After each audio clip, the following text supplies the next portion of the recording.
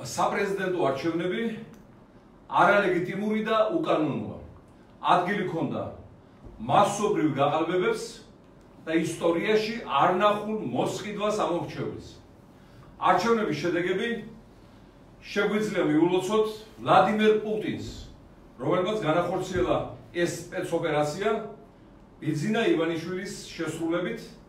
შედეგად სახელმწიფო სათავეში მოვიდა რუსეთის დაზვერვის ოფიცერი, რომელიც დაშლის საქართველოს სამ ნაწილად, ოლიგარქიის ბატონობას გადააქცევს მუდმივობად, ხოლო სიღატაკეს დატოვებს განკურნებელ დაავადებად.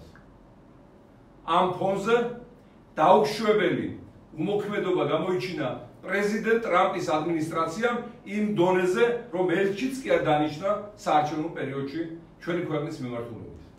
გამოსავალი აქ ძალიან კონკრეტულია. ორ თვეში ხელახალი საპრეზიდენტო არჩევნები, როგორც კონსტიტუციითაა გათვალისწინებული, 2019-ში ხელახალი ვადამდელი საპარლამენტო არჩევნები, მასობრივი საპროტესტო მოძრაობა და ივანიშვილის საბანკო მილიარდების გაყიდვა უცხოეთის ბანკებში. მხოლოდ რადიკალური გზა, საპროტესტო მოძრაობა გადაარჩენს საქართველოს იმ უბედურებიდან, სადაც კიდევ ერთხელ შეგვაყოფიეს თავი. დღეს ახლიდან ამოანათა გრეჩიხებისთვის, უცნობებისთვის, ხაინდრავებისთვის, მაგრაძეებისთვის, ნიკუშა შენგელეებისთვის, ქეთი დოლიძეებისთვის, ჭაკოტაძეებისთვის ისინი ახალი მილიონობით ხელდამშვენებული გაემართებიან აკაპულკოსსა და პალმა-დე-მალიორკაზე. ჩვენი ხალხი კვლავ დარჩება აი ამ სიღატაკეში, უიმედობაში, უმუშევრობაში, უპენსიობაში, უპერსპექტივობაში და მეოცნებე იმაზე, როგორ გააღწიოს თავიდან აი ამ კაზემაც.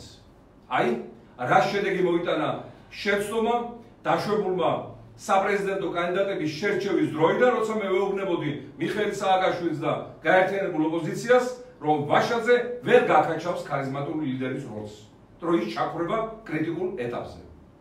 აი, რა შედეგი მოიტანა იმან, რომ მათ არ დამიჭირეს მე მხარი თავიდან და ფაქტიურად დაუტოვეს ქვეყანა ოლიგარქს საჯიჯგნად და საგლეჯად. ჩემი არჩევა 24 საათში დაამთავრებდა ოლიგარქიულ კრიმინალურ რეჟიმს და ქვეყანა ავიდოდა იქ, სადაც მისი ადგილია. დღეს სამწუხაროდ ურემი კვლავ გადაბრუნდა. ჩვენ ეს ურემი უნდა ფეხზე დავაყენოთ, მაგრამ რა თქმა უნდა ეს იქნება რთული პროცესი. ფილარმონიებში შეკრება, აკადემიურ კონფერენციებზე მსჯელობა საქმეს ვერ უშველს. რო ტრაბახომე რო 900.000 ხმა აიღეს, აი ამ 900.000 ხმის პატრონები დამღებები ეხლა ქუჩაში უნდა იწვნენ. აი მხოლოდ ამ გზით მიიღწევა შედეგი.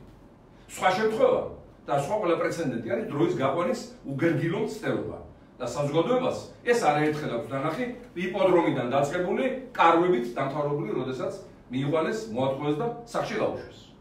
ამიტომ ან მოქმედება, როგორც ამბობდა დიდი ილია, ან ის ჭაობი, სადაც ვზივართ. მე ვფიქრობ, მოქმედება ქართველი ერის საქმე და ფუნქცია ისტორიული. აი ეს მინდოდა მე.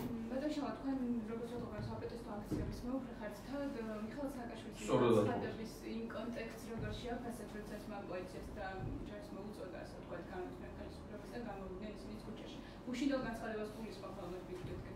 მოწოდება თავისთავად სწორია, თუმცა ბატონმა მიხეილმა შესულმა გაუშვა, როდესაც არ დამიჭირა მე მხარი საპრეზიდენტო კანდიდატად თავის დროზე, ჯერ კიდევ ზაფხულში იყო ამის თაობაზე კონსულტაციები და შეარჩია ჩინოვნიკი, რომელიც მის ხვებზე დაჯდა და ვერაფერი ვერ შემოთა პროცესს. და შედეგები ვნახეთ. ანუ სანამ სწორ მოწოდებებს გააკეთებ, მანამდე უნდა სწორი გადაწყვეტილებები მიიღო იმისათვის, რომ შედეგი იქნას მიღწეული. კი ბატონო, და გითხავთ ასევე, ქვეყანაში არის თუ არა პოლიტიკური კულტურა? ან განვიდა, ასევე მინდა გითხოთ, ბოლო დროის განმავლობაში განვითარდა თუ არა პოლიტიკური კულტურა ჩვენს ქვეყანაში? ჩვენ ხედავთ, რომ პოლარიზებულია საზოგადოება და იგივე ერთმანეთის მოწინააღმდეგე ამორჩევლები ერთმანეთის მიმართ იჩენენ ლანცხვას, იგივე პოლიტიკოსები ისეთი ამორჩევლების მიმართ, რომლებიც სხვა პოლიტიკოსებს ირჩევენ და უჭერენ მხარს და მოკლედ ამ პოლარიზაციის ფაზე რა შეგვიძლია ვთქვათ? გვაქვს თუ არა პოლიტიკური კულტურა და განვითარდა თუ არა ბოლო წლების განმავლობაში?